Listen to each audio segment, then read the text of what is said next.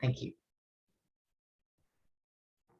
Right. Thank you very much, Jackie. Gilbert, if Jackie can start, apologies again. Pardon me? I'm asking if Jackie could start because I just started recording and I missed her introduction. Okay, so if Jackie could repeat. Yeah. So, dear colleagues, we are recording the call, all in confidence, yes, and for our own purposes to know to take it forward from there. So, just so that you are aware, this event is being recorded. Jackie, if you could do us the honors. Okay, so sorry for repeat. Sorry about that. I didn't script this, so I'll have to try and remember what I said. No, it's okay. I'm Jackie Stewart, the Chief Executive of COSASA, which is the Council for Health Service Accreditation of Southern Africa. Our name is not quite right anymore because we're working right across the continent as far up as Nigeria and Ghana in the west, and Kenya, Uganda, and Rwanda in the east. Working in about 12 countries at the moment. We do quality improvement and accreditation for healthcare facilities. And I'm a firm believer that accreditation is one of the best vehicles for ensuring sustainable quality improvement and safe patient care. I'm passionate like our colleagues, and it's wonderful to be with like-minded people on this call, but with the other organizations we're working with. Because we know that what we really want to do is raise the bar in Africa so that our populations get the very, very best high quality and safe care, and that all our health workers, and particularly at this time of COVID, that all our health workers are safe as well. Thank you. Thank you very much, Jackie. Thank you very much. Please don't go off video.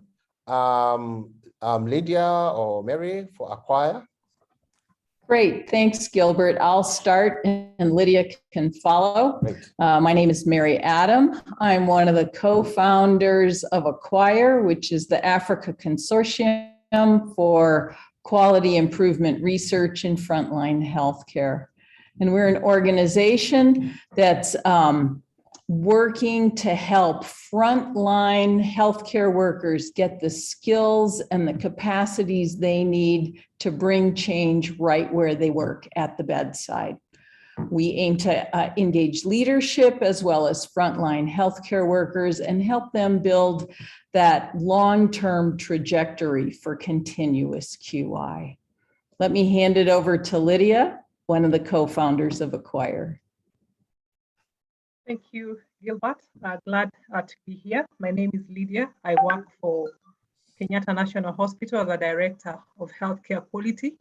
And our interests here are just around drumming the beats for quality and safety for the patient, and at the same time having the frontline healthcare worker enabled to know that we can systematically measure quality in the aspect that it should be. So I'm here with Acquire also, and with Society for Quality Healthcare.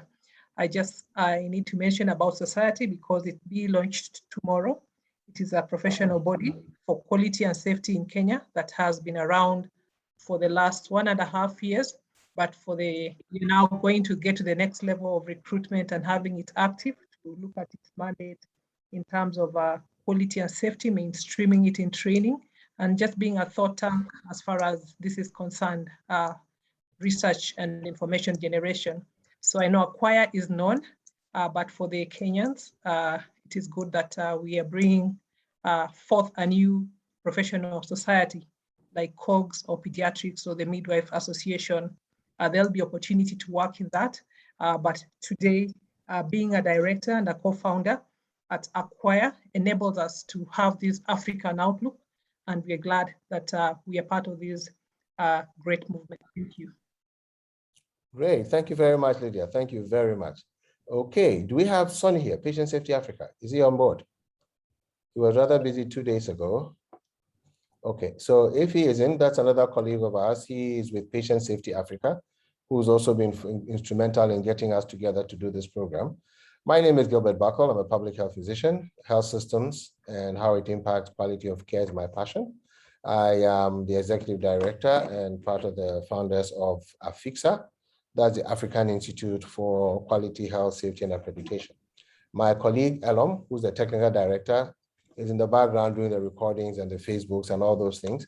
Elom, if you can show yourself and you can speak to the participants about AFICSA, since I'll be moderating the session.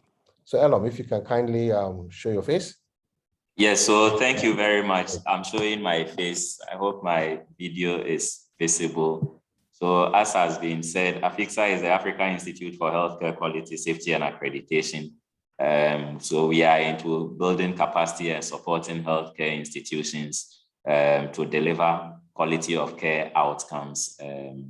So I think that's basically about us. Other information about us is available on our website. So I don't want to take a lot of our time this evening. Thank you. Thank you very much. Yeah. Thank you very much, Elom.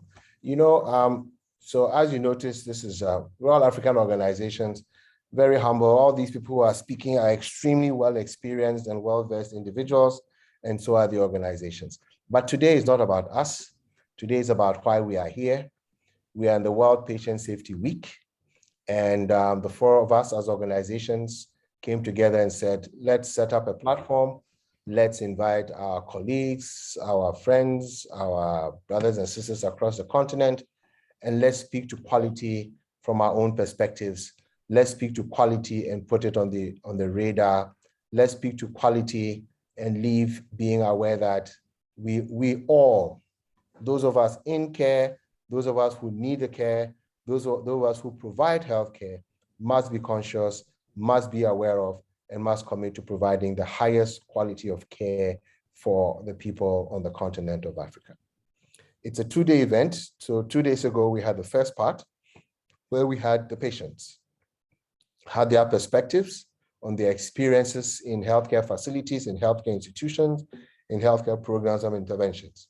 Some were good, some were not so good, but clearly there was evidence that a lot more can and should be done for each and every one of us here today to get ill and not be afraid to seek care. Not limit, not stop ourselves from accessing care because we're not sure what will happen to us or how we'll be treated. And that is why. So we had that discussion on Tuesday. And today, we want to have a discussion with those who sit in the chairs on the highest floors of the facilities and who ultimately are responsible to ensure that healthcare is provided at the highest level of care, highest level of quality for anybody and everybody who walks into a health facility seeking care. We have a panel from Ghana, made up of representatives from Ghana, from Kenya, and from Sierra Leone. So if panelists are here, I would like you to put on your videos and you'll support us with a brief, short introduction of yourselves, and we shall get into the panel discussion. So we'll be asking just 2 questions to the panelists. They will each respond to the questions in a discussion format. And those of you who have questions, please put it in the chat box. If not, raise your hand, and we will also have the question asked and your contributions also to the discussion. For us, the topic today is about the role of leadership. What should the leadership in healthcare do on this continent to ensure that you and I receive the highest quality of care? So if my panelists can show themselves. So we have from Ghana, Dr. Emmanuel Srofenyo, if he's here. We have Margaret T. Mana from Sierra Leone. Please come on, put on your video. We have Daniel Kiura from Kenya. Please show yourself on your video. Oh.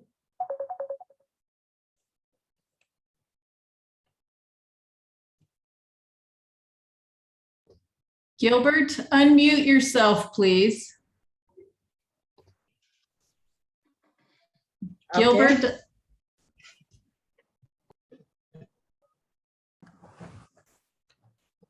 Okay. So we have a presentation. We have first an introductory presentation from one of our colleagues, Dr. Lydia Kutoye. So she will deliver her presentation first, and then we'll get all our panelists back together and we'll take it from there.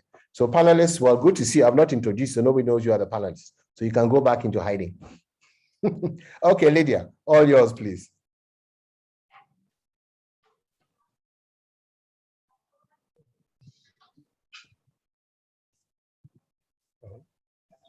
Yes, okay, Lydia, thank you.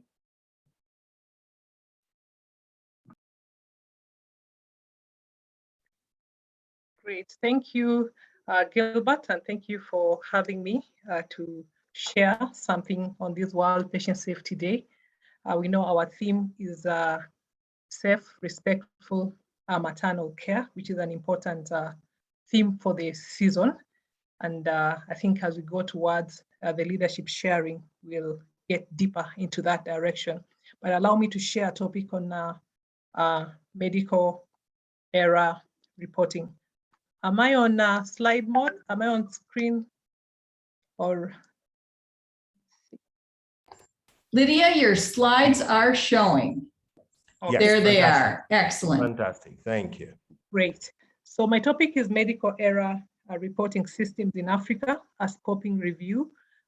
This has been done under an academic program, a doctorate at the University of Nairobi, as just a literature search towards the main proposal. And I have Mary here, who is my supervisor, together with Dr. Pamela Godia and Professor Jaoko, just to acknowledge them. I'm an obstetrician by background with MPH and health system approach from the MPH and safety and quality training. So at KNH, I'm a director at Healthcare Policy Division. And also, as I mentioned, Society for Quality Healthcare is a baby that we are incubating as a founding president. And we're gonna be launched tomorrow. And also a co-founder at Acquire. And my academic interests are in patient safety and system learning. As a background to this presentation is that hospitals are hazardous environments due to how care is delivered, and it's through complex processes. It is not linear, but one aspect here affects the other. One process, a supply chain here, the status of the patient, or the knowledge of the healthcare worker, or the availability of equipment. So outcomes are affected by a lot of complex processes, and harm at times happens. So harm during care is the third leading cause of death globally, and poor quality care has been seen as a greater barrier to mortality reduction than just success. And so as we beat up the drums for universal health coverage, we ask ourselves that we may not reduce mortality just by increasing access, but the quality of care has to be improved.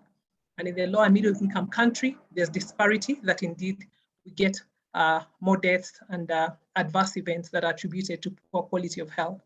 And so the impact of harm is you'll get long hospital stay, increased cost of care, loss of livelihood, and the emotional trauma that families go through, and the patients, and even the disabilities. So our approach for this presentation is about harm reduction by having a medical error approach, in that when we talk of medical error, we not only at the event where an adverse event has happened, but also the near misses and addressing the processes that contribute to that error happening. And so medical error may involve whether harm happened or it was about to happen. It is an act, medical error is an act of omission, commission in planning or execution that contributes to an intended result. Even if it's just the process, but the results came out well, that is still a medical error. And so incident reporting has been applied in high-risk industries, for example, petroleum, aviation, nuclear, but in healthcare, it is still a new thing. It's come in the recent past. And so system learning helps us to identify these and to mitigate these risks. And medical errors globally are underreported, less than 10% are reported. The West has adopted medical error reporting systems earlier than the low and middle income countries. So when you talk about a system, is a structured approach whereby we identify, we document, and we review. And in the 2019 World Health Assembly, the member states of WHO, they prioritize patient safety, and they come up with various tools to support harm reduction, and especially on matters of medical error reporting. They developed, after that meeting, I think there was a minimum information model for having minimum criteria for what you need to report, such that it is easy to learn events even before they really get to harming the patient. We can learn near misses, because near misses are usually the bigger part of the iceberg. The tip of the iceberg is just the events that are able to be documented. So for us to learn more, the minimum information models were proposed, and also an incident reporting and learning system by WHO. In the recent past, that is in January 2021 and May, there was an executive board at WHO that came up with 7 strategic objectives for patient safety. And number 6 amongst them was to ensure constant flow of information and knowledge to drive the mitigation of risks and reduction of avoidable harm. And this was to improve the safety of care. So objective number 6 is what relates to medical error reporting. So the purpose of reporting is learning as an organization, and harm reduction, such that you have a structured reporting, collation and analysis of near misses and harm during care. And this should be simple, anonymous, and confidential. So in the West, these have been adapted. It resulted to more accountability and transparency, and enabling systems to be more resilient. However, in Africa, we have a lot of experience with pharmacovigilance relatively compared to medical error reporting, because pharmacovigilance system deal with adverse drug events. We have some of the online reporting. Recently with COVID, we can have the vaccine-related adverse events being recorded even in Kenya virtually. However, we have minimal data in Africa on medical error reporting system. Remember that medicational error are just a small part of what we call medical error. The medical error involves anything to do with the processes, whether with surgery, blood transfusion, whether with products or equipment, or with medication. So it is the global general approach that addresses the processes that we can be able to identify and document. And so the objective of this study was to assess the practice of medical error reporting systems in Africa, and to assess barriers and enablers of the use of medical error reporting system.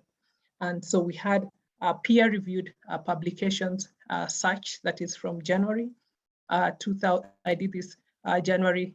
The data ranged from January 2000 to December 2020. And we looked at institutional data and MOH data together with empirical peer-reviewed publication. This was from PubMed, Cochrane, and Google Scholar, and the search terms were medical error, incident reporting, medication error reporting, and patient safety culture. We included in the inclusion criteria, we had medical error reporting, where it was explicitly documented so, or where the perceptions and practice were to do with the medical error reporting, or where the patient safety culture was to do with error reporting, or where there was patient safety and error reporting system, and then also medication or error reporting, especially where the system of reporting was one of the variables being investigated. And also we looked at national learning and reporting systems together with institutional learning and reporting systems.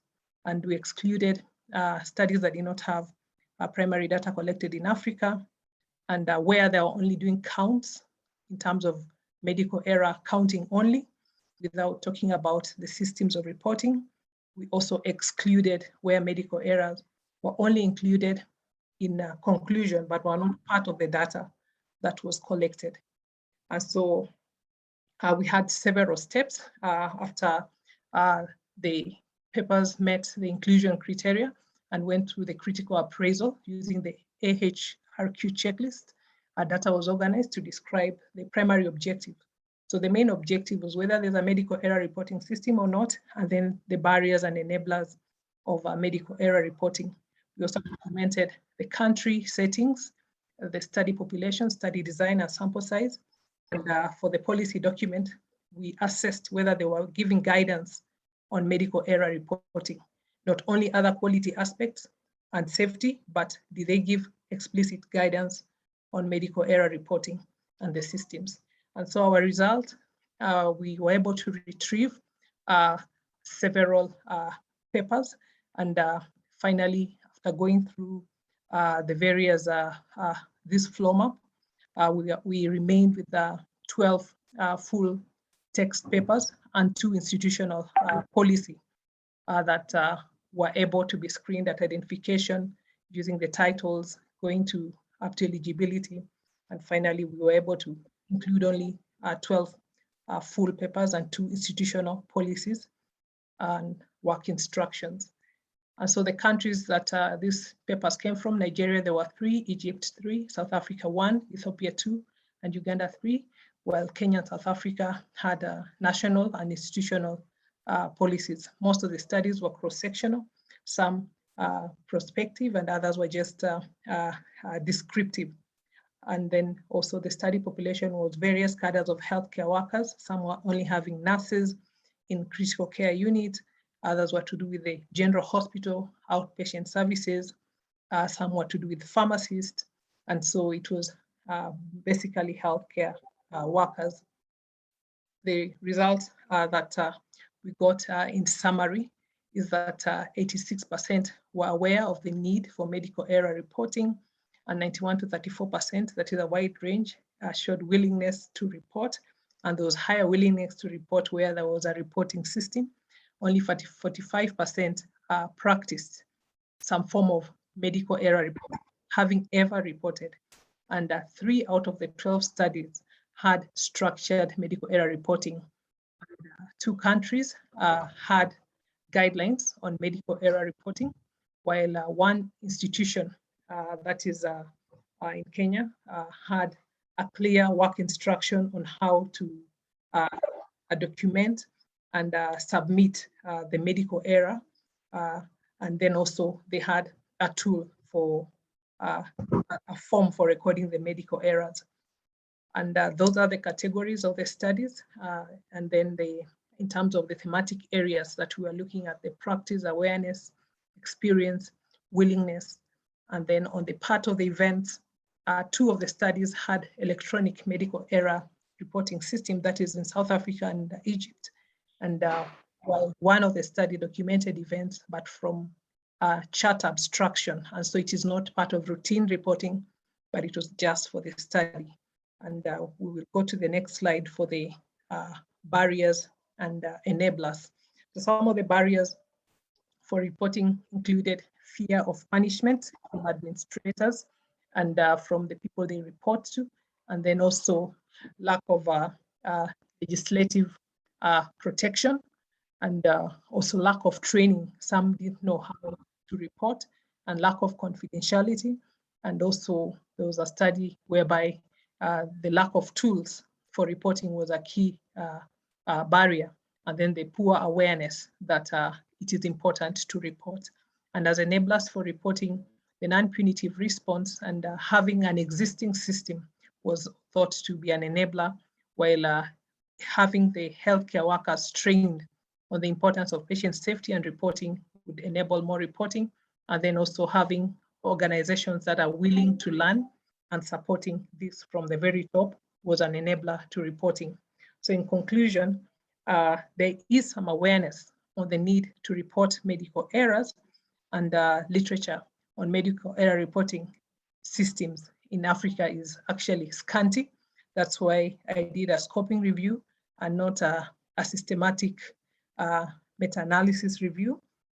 And the practice of medical error reporting in Africa can be supported by adopting anonymous confidential approaches that are supported by electronic reporting, while medical error for system learning is essential for patient safety and essential in addressing these subjects in Africa. Just to conclude, indeed, this is a system issue, and that's why today we have the healthcare leaders that we have to consider the process and the system. So Gray Convis, president of TMMK, said you respect people, you listen to them, you work together, you don't blame them. Maybe the process was not set up well, so it was easy to make the mistake. While Liam Donaldson, WHO Health Alliance for Patient Safety lead, and one who did a great publications in the early 90s in terms of learning organizations. So Liam said that human error is inevitable and we can never eliminate it. We can eliminate problems in the system that make it more likely to happen. And so when you talk about medical error reporting, we situate this, that it is possible that system learning can happen if we report up to the near misses and to identify that this healthcare worker could have gone ABCD wrong or right, courtesy of the system they find themselves in. And so the main idea of a learning health system that encourages error reporting is that we situate the problem within the context and be able to know how to make it easy for this staff to do the right thing in the easiest way. What can we reduce? What can we add to support the system? And so it is not vindictive, but for the purpose of addressing system flaws. Thank you very much. Gilbert? Yes, thank you very much, Lydia. You know, all these virtual things, if this was in person, you'd actually see people smiling and clapping for you. So see me and hear me. Thank you. Yes, yes. So this introduction by Lydia sets the tone. And okay, there's Frederick Odro clapping loudly in the chat box. Let me have a quick look at the chat box. Let's see whether there's anything happening inside there. Excellent presentation. Hands clapping. Great. Is there any question anybody want to ask or make a contribution to the presentation? We have a few minutes we've allocated to that. I am in the chat box. If not, we are not able to see as many hands as, okay, Frederick's hand is up. Frederick, kindly go ahead.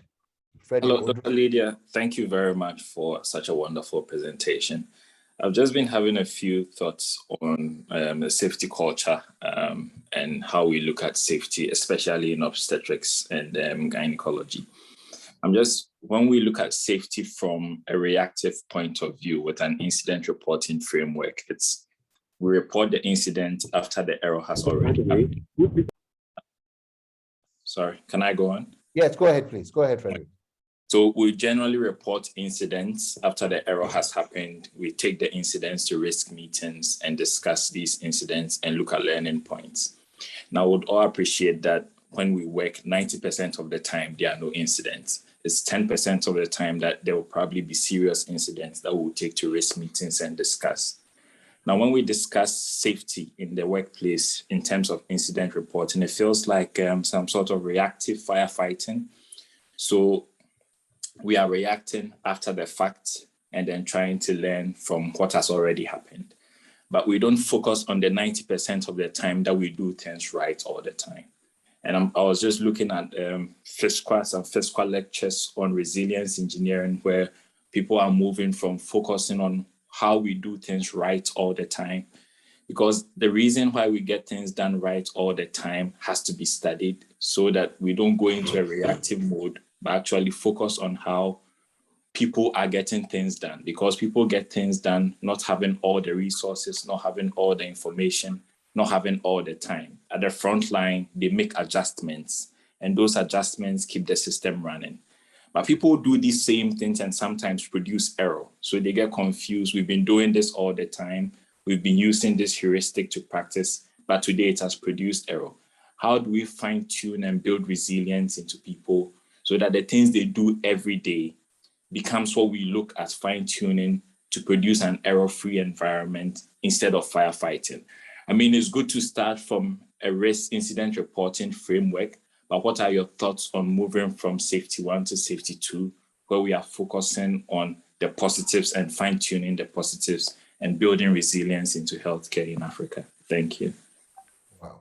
No, thank you very much, Frederick. Thank you very much. Lydia, you want to respond to that? Yes, I will do respond.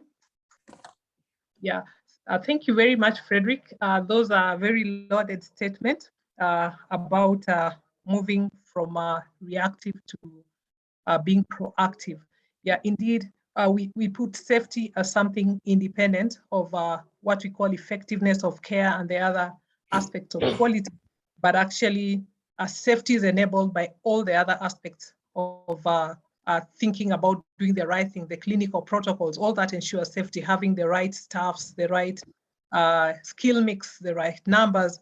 So all that relates to safety. And so what you've mentioned, safety too, mentioned that every system can be able to adjust itself to deliver the best or the safest care it can by having trade-offs.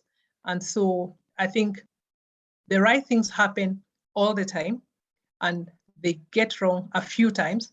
And so when you're a safety officer, it is likely that you will not keep coming there to check on the things that go wrong, right, but when they go wrong, you'll be called.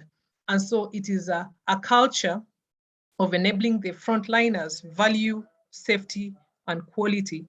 And so they are able to know that when we get to a certain threshold, yes, we will come to investigate or to find out, but we value that each day somebody did a right thing to prevent something wrong from happening.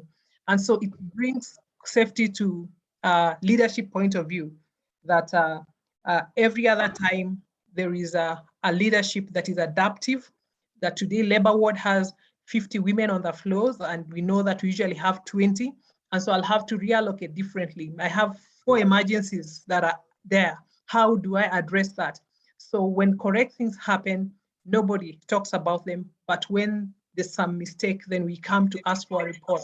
And so that becomes a role of the frontline leadership to know that all we do is safe, and what happens when something goes wrong, we desire to learn, but not to blame. So we cannot totally get out of focus on learning, but at the same time, let the person who is more regular with the staff be able to tell them that indeed what you've been doing is correct.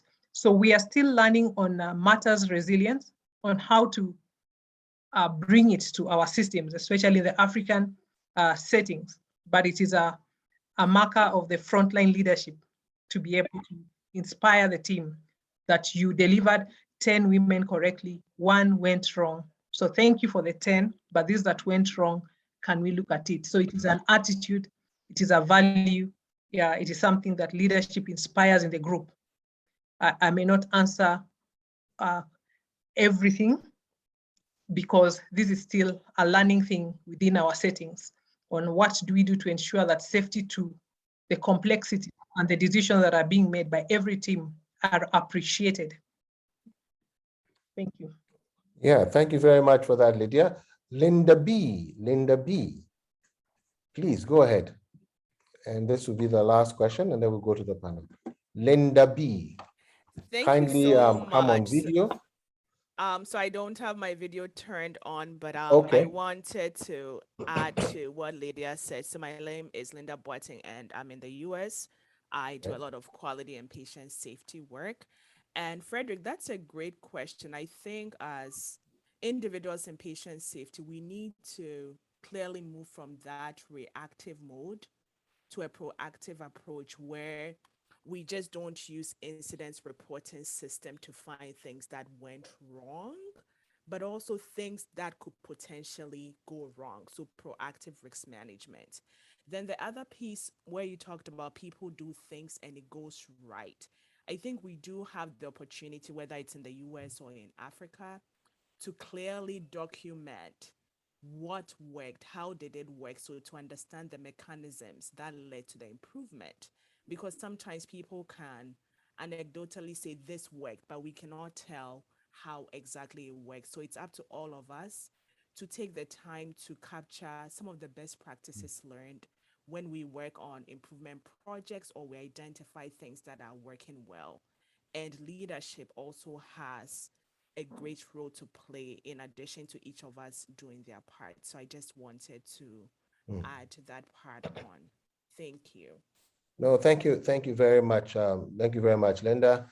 And Lydia, again, we are grateful for the insights you have shared. We're also appreciative of the comment you have raised. I'm just excited with what Frederick raised. Safety too. Let's start finding out why we do well those things that we do well. There may be something in it to guide us against doing those things we don't do well. So again, Lydia, thank you very much. And those who contributed, thank you very much.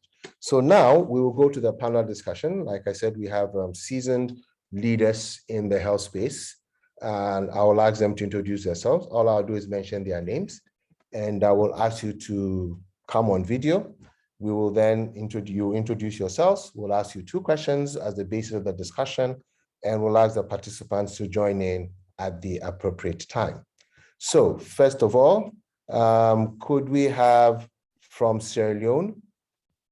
From Sierra Leone, Margaret Mana, if you could show yourself and introduce yourself a little bit more to us.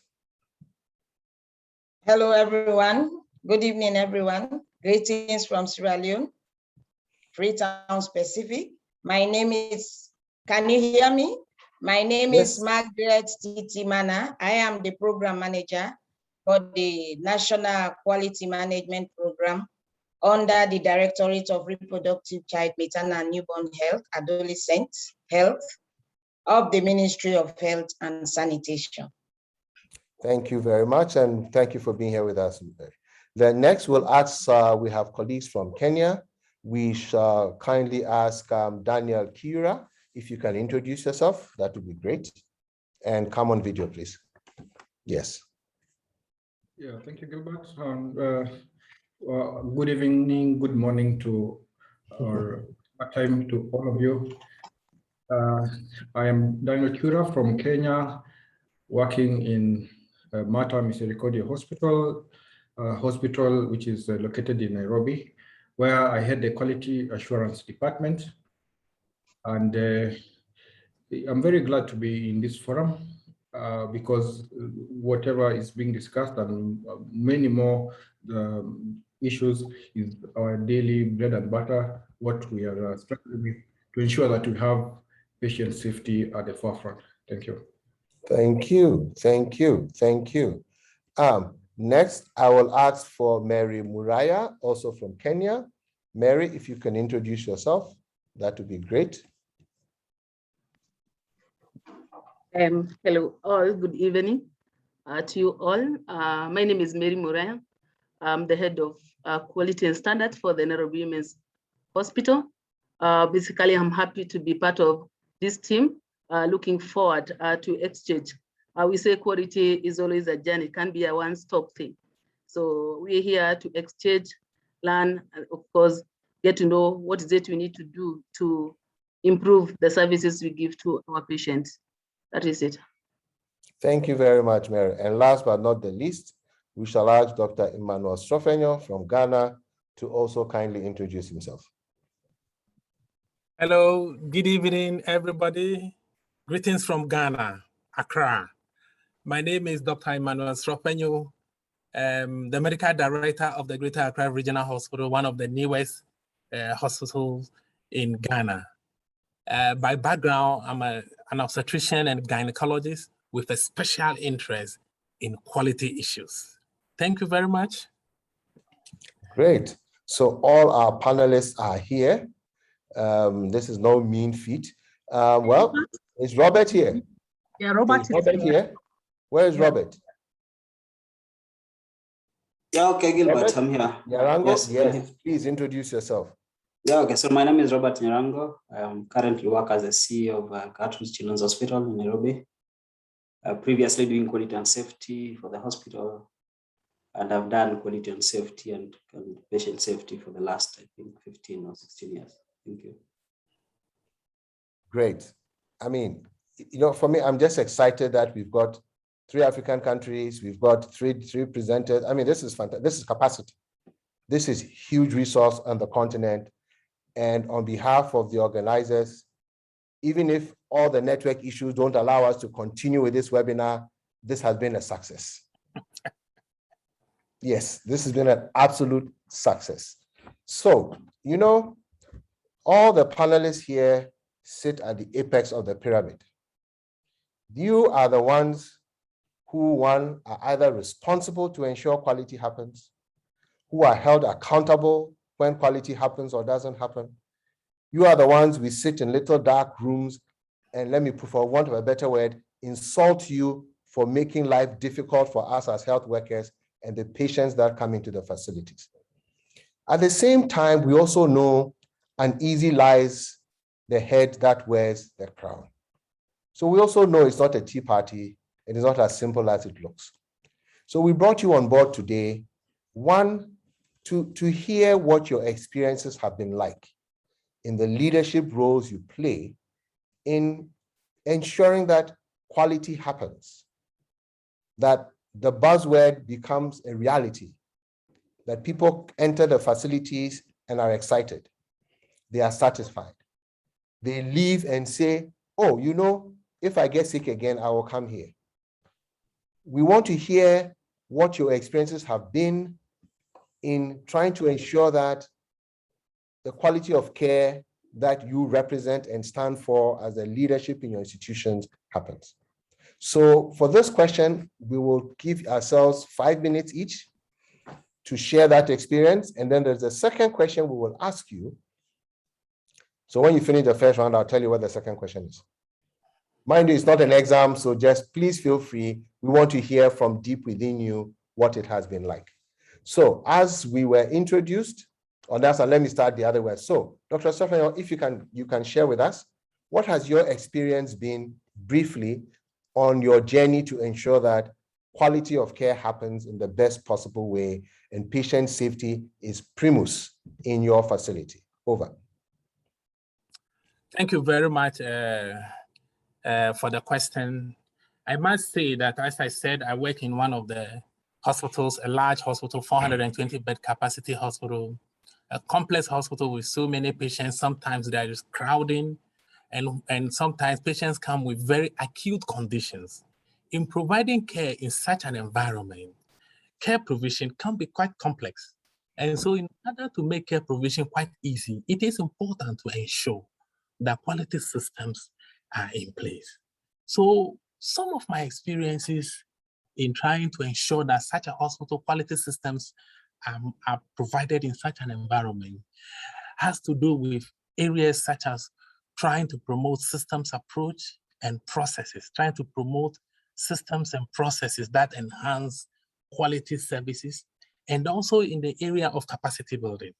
As far as staffs are concerned, it is important to build capacity of staff. So this is one area where I've really enjoyed the fact that once you build their capacity, they are likely to deliver. Even though quality is a simple word, to implement quality systems is not that easy, especially when you have a complex, big institution.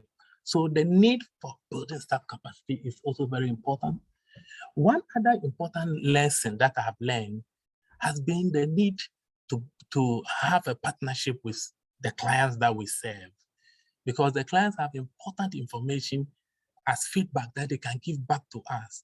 If we don't have these feedback sessions with them, we are not likely to know exactly what was happening. I was so happy when I listened to the program the other day, 2 days ago, when two clients came in and then told us their own experiences. I was so enchanted by it. So these are measures that we should make so easy within our institutions so that we can receive the feedback that are necessary. The last thing that I would like to talk about has to do with the need for data. Sometimes we can solve problems without being confrontational by just presenting the data, the situation of the data. If we present the data, for example, if we are able to identify the right quality indicators and we present data to the appropriate department or the appropriate stakeholders of that unit, and they see their own data, what their patients are saying, or what the outcomes are, showing that the trends are not good, they themselves will take some actions in order to restore the competence in their system. So data is so very important. In order to have quality systems, it's important to have good data. And not only to have data and accumulate it and hide it, but to have good data and make it transparent and visible to all those who that data concerns. That way, they will be awake to the demands that have been made on them. These are my initial remarks. Right. Thank you very much. Thank you very much, Emmanuel. Thank you very much. So we will go to Mary. If you can share with us your experiences in getting patient safety on the agenda and keeping it there.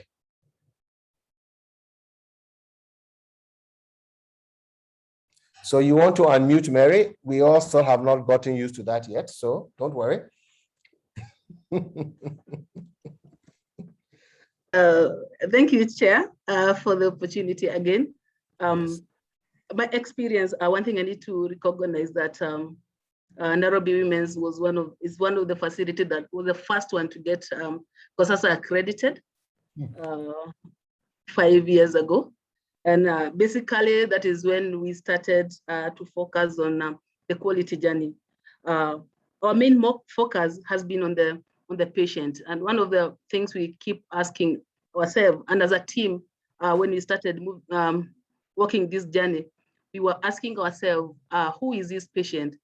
A simple example, it's like in a blood transfusion exercise. There are times we could see people doing shortcuts when they are going for a close match.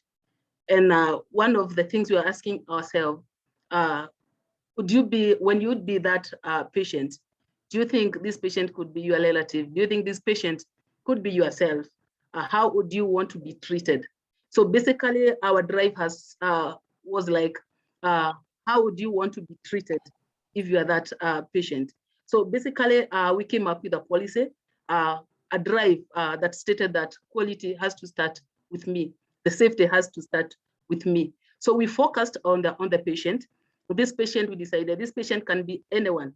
So again, another focus to our staff. There are times we noted that a staff would give false medication, false errors, simply because they want to make shortcuts of the processes. So again, we've had so much, we've embarked on the trainings to ensure that anytime you have a patient, staff coming into our doors, we take them through the right training processes. If you're putting a patient to manage, a staff to manage our maternity unit, we ensure that we give you the right skills.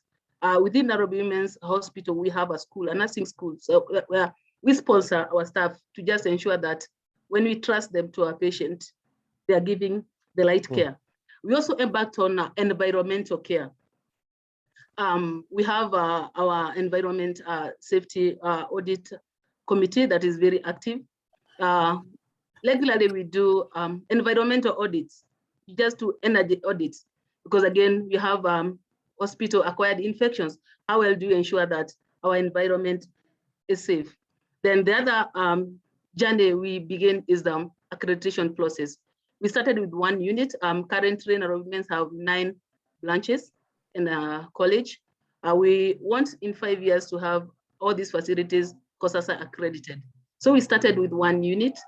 And from one unit, we decided to make all the mistakes so that we learn.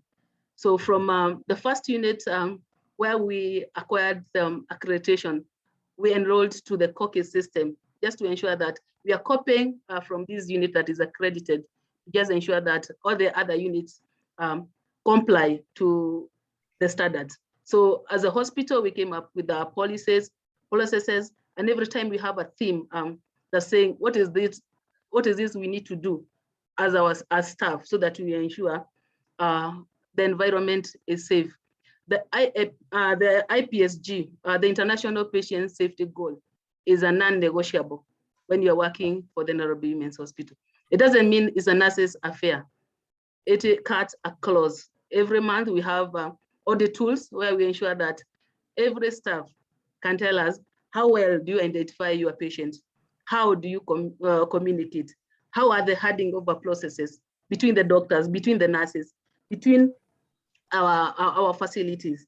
Again, are we ensuring the safe surgery? So basically the training doesn't cut across one unit, one department, it cuts across departments, it cuts across the units. The Nairobi Women's Hospital, in just ensuring that we are driving patient safety, we have an entirely dedicated team to just do quality audits. This team moves from one unit to unit on regular basis to just ensure that you're doing regular audits, give feedback, and work with our staff just to ensure that you have closures on each of the gaps that have been picked. So again, as I said in the introduction, we believe that anyone can make mistake, but the most important thing is what do you do after that mistake to ensure that you don't repeat. That is it. Right. No, thank you. Thank you very much, Mary. Thank you very much. Dear colleagues on the call, these webinars are adult learning processes. I have picked up, quite a bit amount of new insights and thoughts from Emmanuel and Mary. I will encourage you all to do same, add it to your repertoire, but please put down your questions and your contributions. When everybody finishes the round, we'll take some feedback from you, from all of us as participants. Thank you very much. Okay, so we shall go to Daniel. Daniel, what has been your experience in putting patient safety on your table, in your site, and happening all the time? Over. Thank you, Gilbert. It has been, let me say, one very interesting experience. Mata Hospital is a hospital that has been in existence for close to 60 years under the auspices of the Sisters of Mercy. So it's, we can say, a hospital that the community has high expectation because of its mission or core values in attending to the less privileged. With more than 1,000 staff, in excess of 176 beds, and so all that complex environment and coordinating that is, you can appreciate what it takes. And I mean, among the activities that are done, it's known for the Mata Heart Run, providing cardiac services to those who may not be able to others achieve. So the high expectation has been met with high intent from the trustees of the hospital, and this has been encompassed in the strategic plan of the hospital. Mata was one of the hospitals that actually was the first hospital to be ISO accredited. It led the pack in getting the ISO certification, and that kind of disrupted the industry and set the pace. So of late, because ISO is a very good standard, risk-based approach. But over time, the strategic plan has gone towards a more clinical standard, and we have of late taken on the safe care accreditation journey. So that's one area that has really ignited the ground, and there's a lot of energy. You can actually, it's actually palpable with the whole process of training and staff now feeling there's a new challenge. So I think that has been one of the very, very exciting things here. And there's the strategic plan kind of cascades down to every department, every individual. Every department has to make an annual work plan with a key result area in the area of quality. And of course, every staff, when they're being appraised, they need to show what they have done towards contributing in that. Needless to say, there are quality indicators that track things like hand hygiene in various units, turnaround times. So these are things that are reported on a monthly basis and keep the pulse alive. So I occupy the quality assurance office that reports directly to the CEO. So that kind of gives me some neutrality. And this has been very, very instrumental in, we have just been discussing, the main speaker today talked about incident reporting. So learning from our errors and improving. So then can say that process of doing incident reviews has been a very big learning process, and one area that has helped a multidisciplinary approach to improvement. And it has also promoted a culture of safety, because through this root cause analysis that are done, the awareness that systems are really what will bring improvement and prevent recurrence. It has been a learning session. I would say I'm the one who learns the most when facilitating this root cause analysis, more than even the staff that are involved.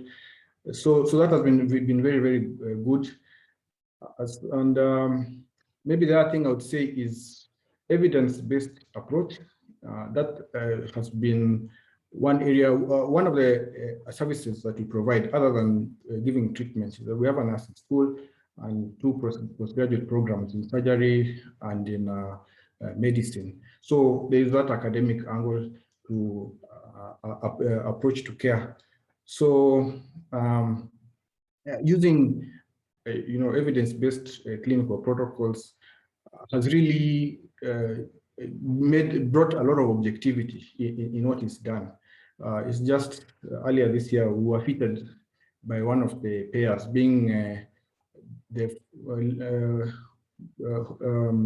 the hospital with the lowest cesarean section rate among private hospitals in Nairobi. And really that is because of using evidence-based criteria for deciding and making decisions on maternal health.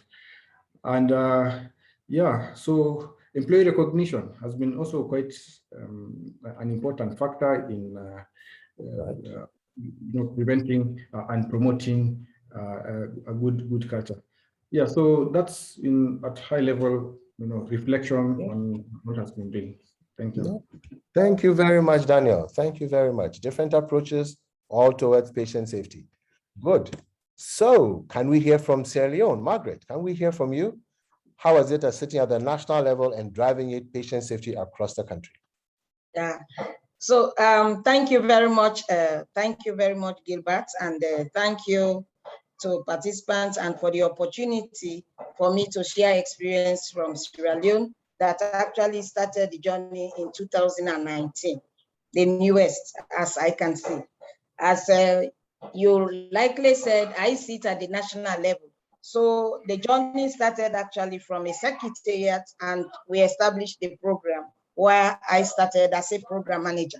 So for me to be able to actually share the vision and also drive the quality of care, I started by establishing a technical working group and also a steering committee, wherein the chief medical officer or the Honorable Minister of Health, their chair, and the technical working group is chaired by the Director of Reproductive. For obvious reasons, we are using the RMNCH lens to drive in quality, because you will all agree with me that Sierra Leone is still struggling to actually improve RMNCH, which is very dear. Of course, our maternal mortality is increasing. The stillbirth rate is also high, and the newborn deaths are also very alarming. So as a result, we are using that. So to start with, we had a diversified and different approaches. Partners, we are doing their quality in bits and pieces. So it was not aligned to the national direction. So what I embarked on was to develop a national policy on quality and patient safety.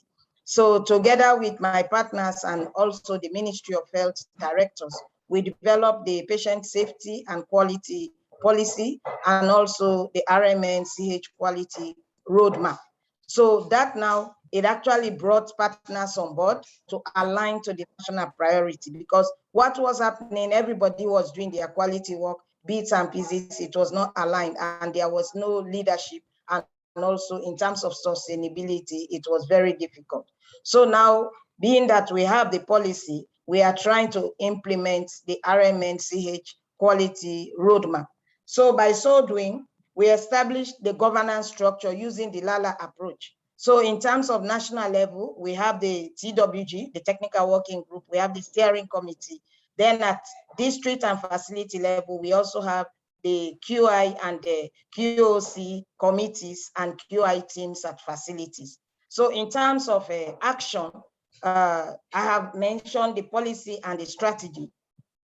Trainings on quality was like everybody was doing their bit. So for me to be able to actually streamline it, we developed a training manual on quality improvement and also a coaches training manual. We identified coaches, and currently I am pleased to inform you that for the first time we have identified quality and patient safety officers in each of the training learning facilities and all hospitals in the country, as well as district level.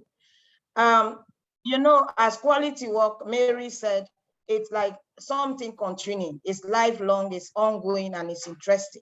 So now we realized that we have to increase accountability systems and also work with regulatory bodies to see how license, because most often, as you know, Sierra Leone has had a lot of devastation. There was the civil war, we have natural disasters. So we have a lot of health workers coming into the country to practice. So most often some practice without license. So we actually work with regulatory bodies to ensure that every healthcare worker working is actually licensed. And we are now working to ensure that institutions, facilities are also accredited nationally by these regulatory bodies. So moving forward, we have identified 25 learning facilities, including hospitals and peripheral health units. We are using like the hub and spokes approach, wherein the hospital feeds into the peripheral units.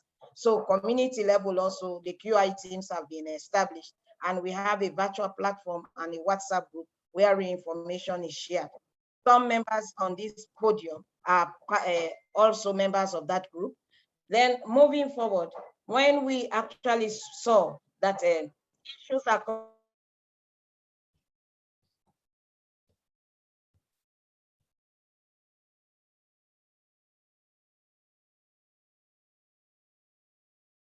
coming around blood transfusion safety and issues around surgical safety, so we worked with the other units to ensure that the surgical safety to ensure that at least we have safe surgeries done. Then currently, with the advent of COVID, we try to work on the guidelines and also the IPC training manuals to include the COVID contest, So we also try to, in service delivery, to implement some of these guidelines, trying to really work on these areas. There is a lot of like waiting time is long. When we have to improve on the triaging system, you know, patients who come, facilities are overcrowded. So by implementing the IPC and also the safety issues and mechanisms, so we have delayed patient time. So what we tried was to try to also create another outlet where we will be able to improve on waiting time. Then also, as you said, we try to look at staff competency issues. So we are now working with the training institutions to ensure that they are also accredited, and we put in quality assurance measures in terms of criteria setting, being part of their interview panels, and also providing some formative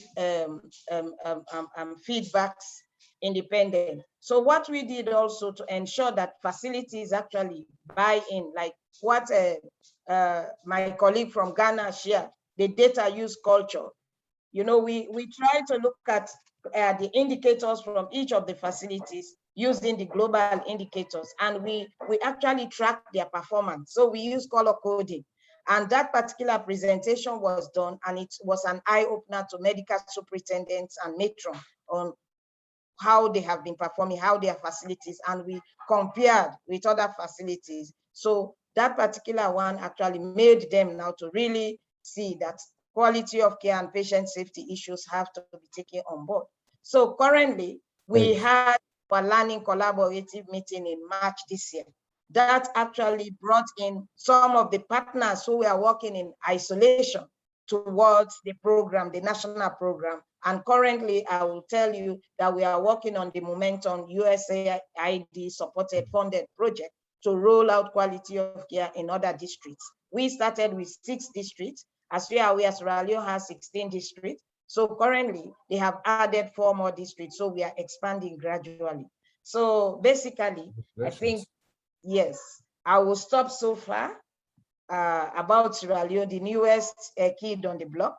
That this is an thanks to colleagues from Ubora Health, IHI, who have been coming, and also Dr. Elom Ochi, who was the first consultant that came into this country, you know, and he actually gave us an insight on what quality is. And currently he's also virtually have been supporting technically in terms of how far this journey can take us. So basically, these are some lessons from Sierra Leone that I would like to share with you.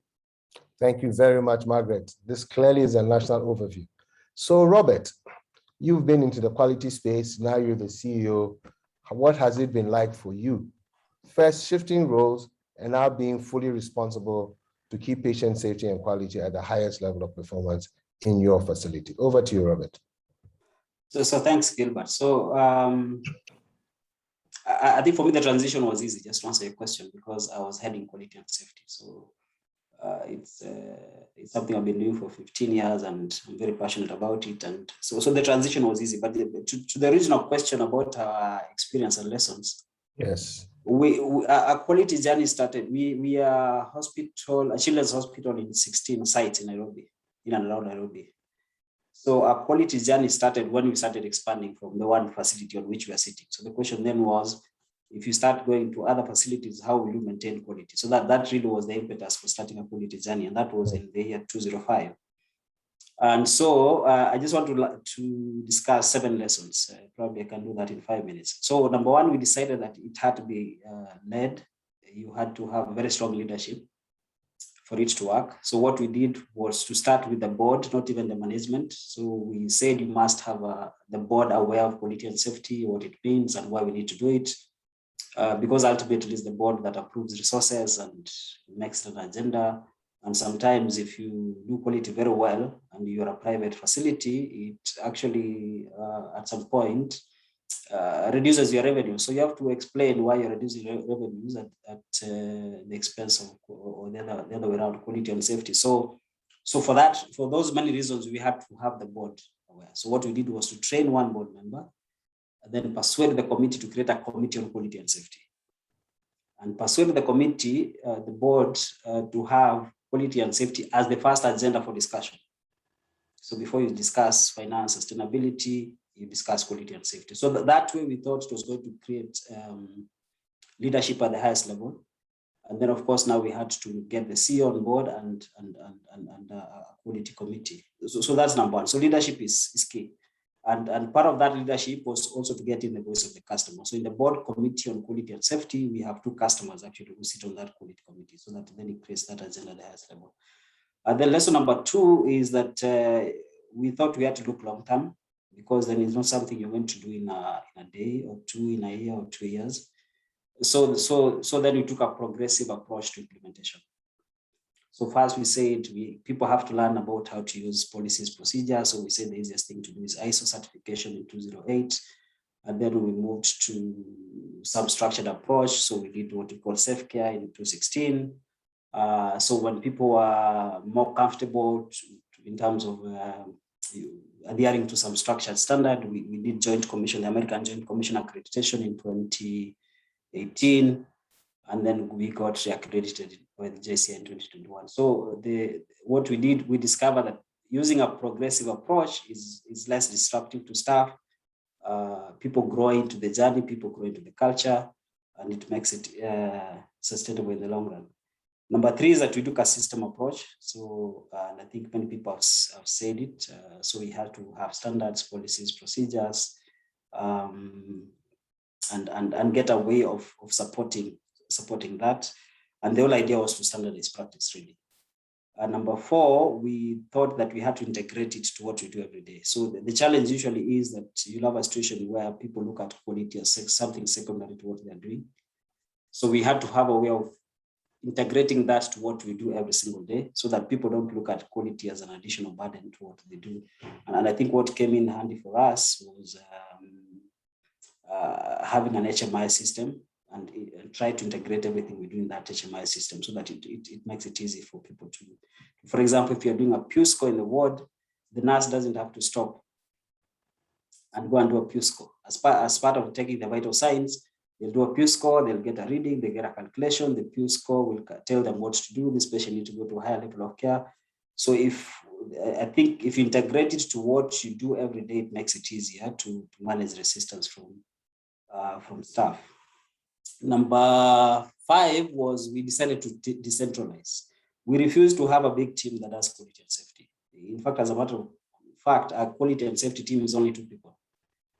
And they are coordinators. So the idea was that we wanted quality and safety to happen in every single department. You take ownership so that people don't look at quality and safety as something that belongs to that team, to that group.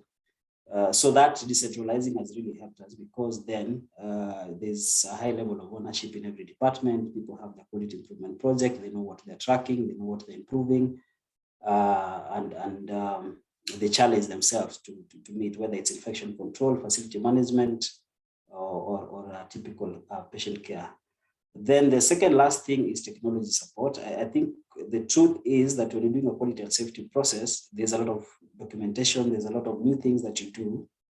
And we think that what has helped us most is having technology as a support to that. So all policies and procedures are online. You can access them wherever you are. All the trainings are online. You can access them on your phone. You can do MCQ questions on your phone, just confirm that you've learned. All the reporting system for us in terms of what Lydia presented, Dr. Lydia presented on incident reporting is online. You can report from your desk. So what we have now is that on a monthly basis, we have 200 incident reports from all of our branches. And that's so that's having technology as an enabler, we think played a very big role. The last, and I think the most critical, is that it has to be a culture. So the reason why our journey took that long is because we were careful not to just rush into accreditation for the sake of getting accredited. So it had to be something that is part of the culture, what staff do every day. When people come in as new staff, they have to be inducted into that process. It has to be something that is discussed from the board level to the junior most member of staff. And the culture also includes issues around openness of communication, continuous learning, thorough root cause analysis, and having it in a situation that even the junior most staff can raise up their hand and say, I think this is going wrong. And the senior most person will listen to them and be able to integrate that. So I think for us, those are the 7 lessons that we learned, and it's been a very good journey. And other than the joy of the staff doing it and working that culture, I think there's also very good benefit to customers. It reduces errors, it reduces harm, and it reduces mortality. Thank you. Wow, thank you very much, Robert. Thank you very much. Thank you all our panelists for your insights. Thank you very much. Let's just take a short break in terms of the panelists speaking. So if our participants have any comment, they want to make a contribution, you want to ask for clarity, we will make another 10 minutes to do that. After that, we'll come back to the panelists to give us their last set of words of wisdom to guide us on similar journeys. So the floor is open. We encourage you to be precise. Please speak to the panelists you want to ask the question to, or add to, or seek clarification. Over. You can show your hands. I will see some of them. Actually, I will see them. So please go ahead. You can show your hand and then we'll take it from there.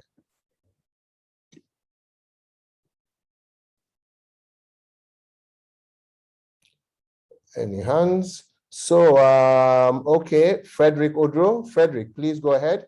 And then Jackie. Go ahead, Frederick. I'd just like to ask Mary about if she could just talk more about the environmental safety audits, the role of that team, and what specifically they do. And then I would also like to ask Dr. Srofenyo about patient partnerships and how they are using that, if you could elaborate on it, on how they are using patient, because he spoke about partnership with patients, how they are using that to drive safety. And I think, yeah, that's it. Okay, so Lydia, please go ahead with the first question, and Emmanuel, prepare yourself. Thank you.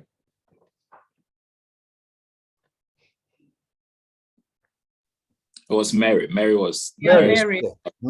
That's right, Mary. Yes. Maybe if you allow me. Yes, go ahead, Mary. Go ahead, please, Mary. Okay. I just wanted to show something small. Sure.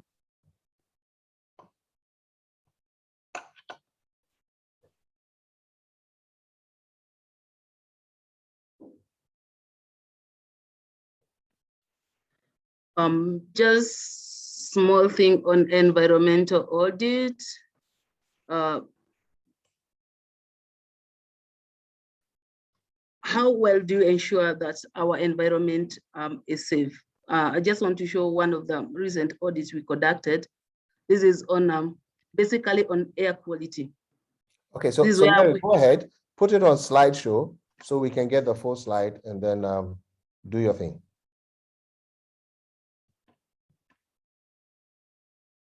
Yeah.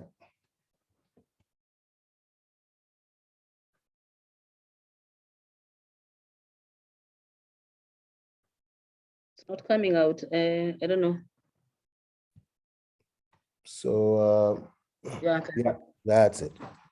Yeah, so basically just showing an environmental audit we've conducted recently, just like showing the TVO levels, the total concentration of the multiple particles within the environment, the carbon dioxide, the monoxide, the nitrogen. So basically what happens is that we go department by department. Like now you go to lab, this one we did lab, kitchen, theater, H2, just to look at how safe is our environment to our staff.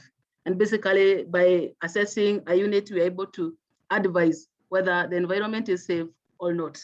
So this is one of the thing we did. And we were able to basically just tell the management that we are safe. Another environment audit we do, just identify, I was trying to classify, not to tell you the unit that we did. We realized that we are having so many faults. And what were the concerns? The stairs, the plastic, the slippery floors. Again, these are the areas we're able to pick. What do we need to do to improve in that? When it comes to the floors, are we having the right saddles to our staff? Again, you change. Basically just picking what is affecting our clients. Another area we also looked at, just looking at the fire alarm system. Are we fully installed all our facilities on the fire alarm system? Effluent analysis, again, the things we are discharging to the environment. We analyze our sewer, what we are discharging to the sewer, again, just to ensure that we are not contaminating the environment. Again, other regulatory, I had Margaret mentioning about regulatory compliance. Just ensure that the annual audits, you comply to all the NEMA regulations and whatever. The waste management, again, this is another drive we did from unit to unit. And again, we do spot checks to just ensure that we are wasting we are doing our waste correctly. The needles, the sharp containers are there, the color-coded bins. So just basically, the safety officer is part of this quality team. Okay. Okay. That yes. Okay. Thank you for that insight, man. So, Dr. Srofenyo, you mentioned patient partnerships, and that was the question to you. Thank you so much for the question. Yeah. So, how did we go about this? The first thing we did was that anytime patients come to our doorsteps, we educate the patients to know that we value their feedback, that their feedbacks are very important for us if we should be able to improve quality.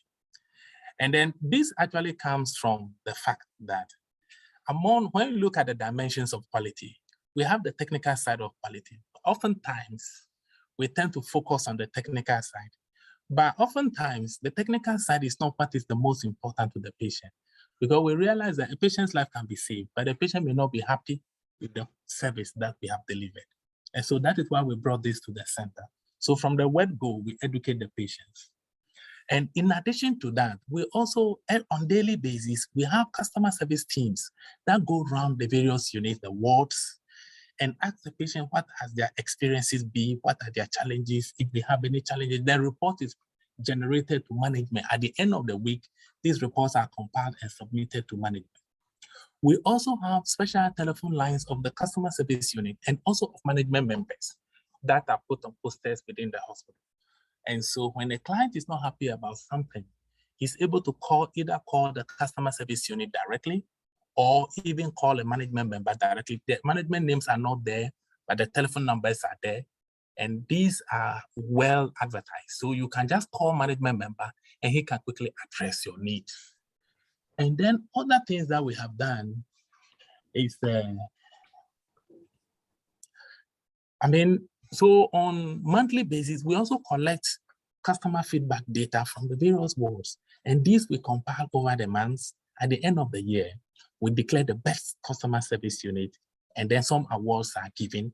Let's say a ward, maybe medical ward, surgical ward, any of the wards comes the best customer service ward, and then they are given awards. So through this, now there is some kind of silent competition between the various units. Everybody is competing among themselves, even though management did not establish a competition, because now we are making all this information available to the staffs.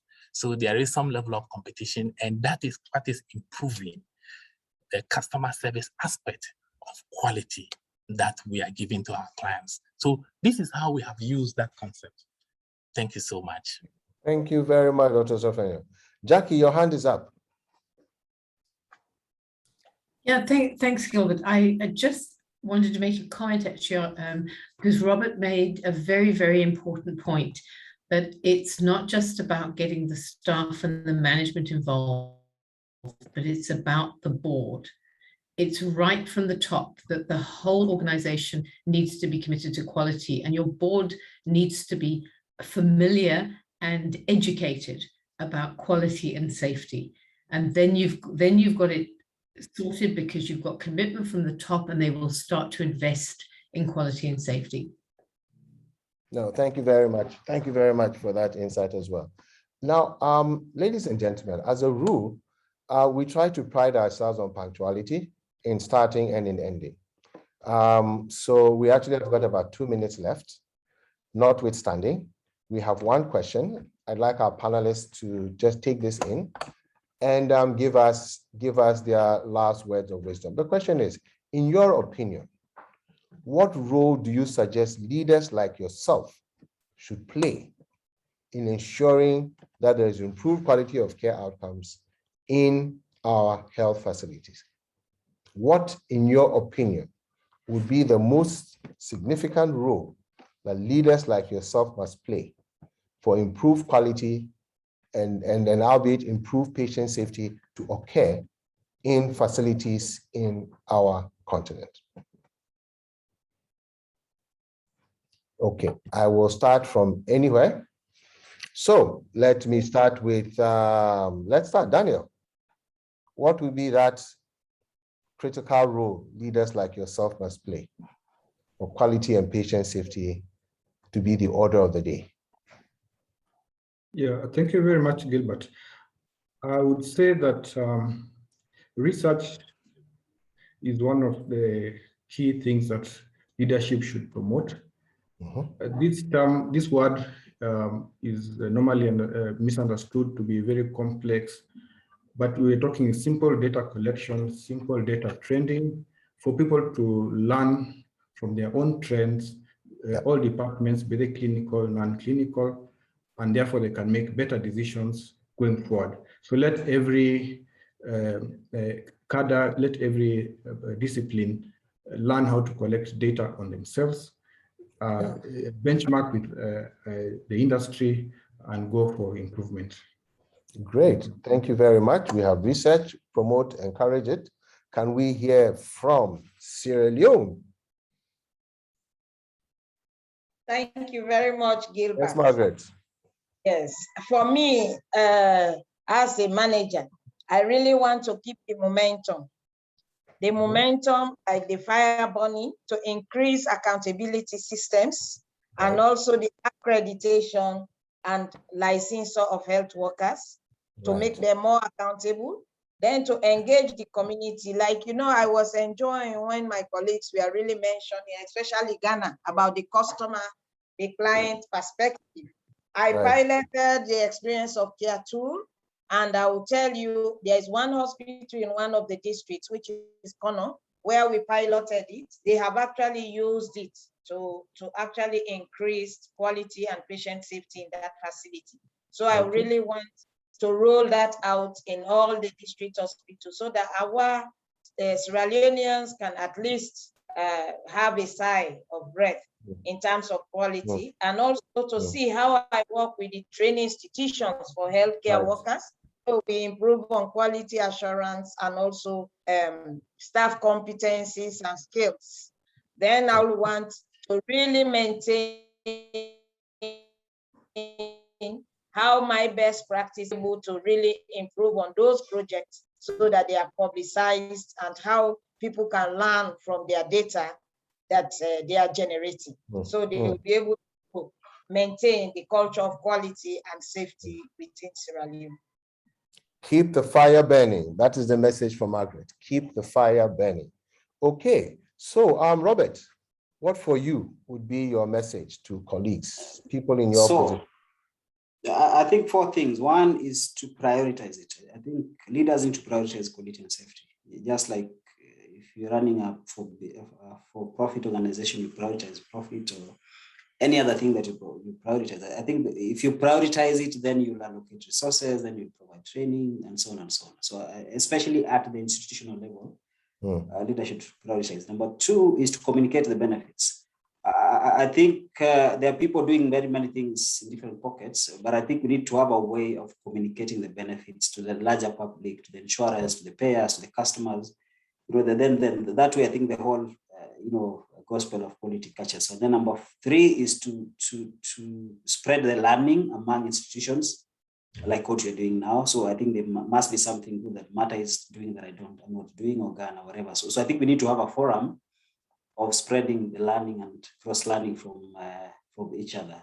And lastly, it's advocacy. I think any new thing requires very strong advocacy. So there needs to be an approach to advocating. I mean, simple things like having quality and safety included in the curriculum for training for nurses, for doctors, advocating for government to create a department that focuses on it. So I think leaders need to make a lot of noise in terms of, from an advocacy perspective, to make it a priority, even in countries and governments.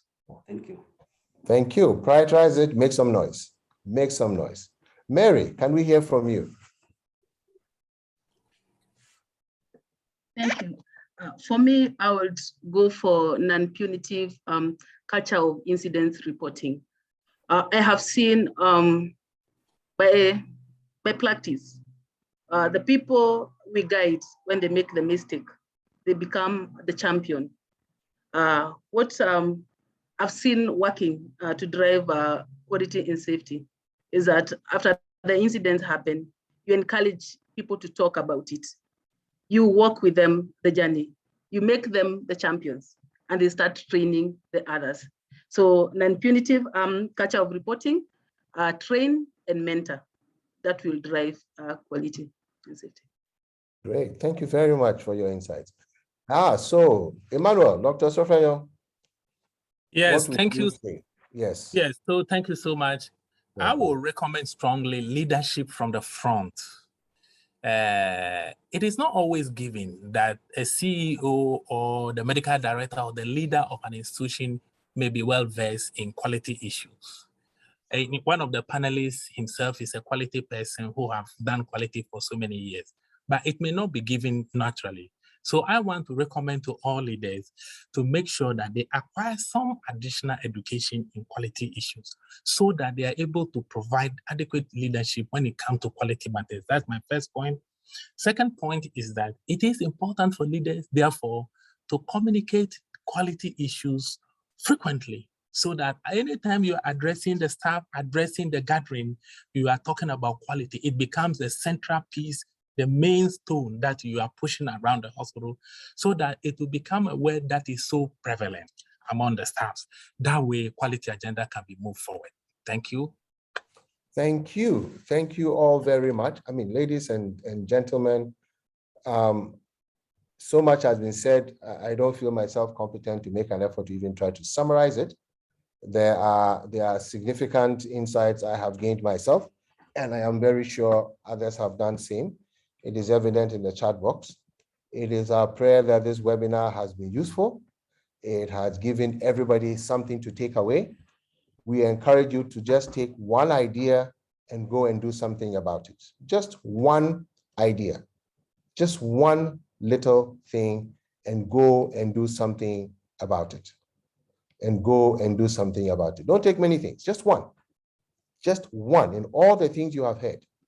Just take one and go and start it. It is our prayer that either a year from now, we shall have another webinar, but as we've been doing as the consortium, we try to have them at any time, quarterly, monthly. We will have you on our database and we will send out invitations. And for a good number of you, we may even request you to be resource persons for some of the other sessions that we are having.